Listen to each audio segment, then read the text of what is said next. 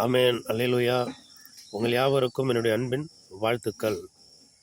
லூக்கா புஸ்தகம் 1ஆம் அதிகாரத்தில் பாருங்கள், யோவான் பிறப்பை குறித்து சொல்லப்பட்டிருக்கிறது. எலிசபெத் சகரியா ஆசாரிய வகுப்பில் உள்ளவர், ஊழியம் செய்கிறவர்.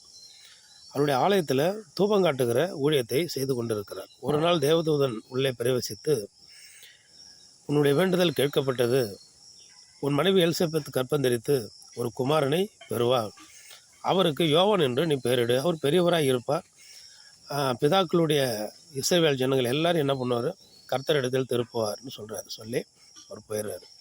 அதே போல் 6 மாதம் கர்ப்பவதியாக இருக்காங்க எலிசபெத்துக்கு வயது அவங்க 2 பேருக்குமே முதிர் வயது. ஆனால் ஆண்டவர் ஆசீர்வதிக்கிறார். அதன் பின்பு யோசேப்பு என்கிற தாவீதின் வம்சத்தானாகிய யோசேப்பு என்கிற ஒரு வாலிபனுக்கு நியமிக்கப்பட்டிருக்கிற கன்னிகை ஆகிய மரியாள், அவங்கள போய் தேவதூதன் காபிரியால் சந்திக்கிறார்.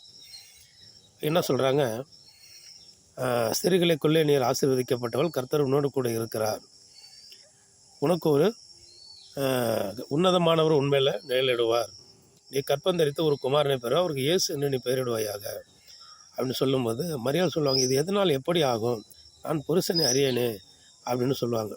அப்போ உன்னுடைய இனத்தாலாக இருக்கிற எலிசபெத்து இப்போது கர்ப்பவதியாகி 6ஆம் மாதத்தில் இருக்காங்க, அவங்களுக்கு இப்போது 6வது மாதம் சொல்லுவாங்க. உடனே மரியா என்ன சொல்லுவாங்க, என்னுடைய ஆண்டவருடைய வாக்கின்படி எனக்கு ஆக கடவுது அப்படின்னு சொல்லி விசுவாசிப்பாங்க.